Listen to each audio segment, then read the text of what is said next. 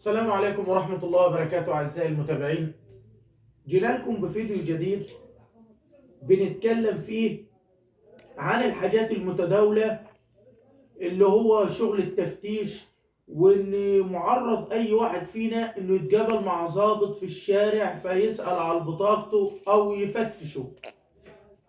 ودايما وأبدا الناس بتسأل إيه القانوني وإيه اللي مش قانوني. النهاردة هنكلمك عن تفتيش اسمه التفتيش الوقائي. التفتيش الوقائي اللي هو يحط ايده على صدرك وجيوبك ومش عارف ايه، ويعني يفتشك من بره من دون ما يحط ايده جوه الهدوم اللي انت لابسها. ده تفتيش وقائي عادي بعد ما يسألك وما يلاقيش معاك بطاقة او ان انت تأذله بالتفتيش، فلازم يكون فيه رضا من اللي هيتفتش، او في حالة من حالات التلبس هو شاكك فيك، انت عملت اي عمل يلفت الانتباه، فده تفتيش اسمه تفتيش وقائي.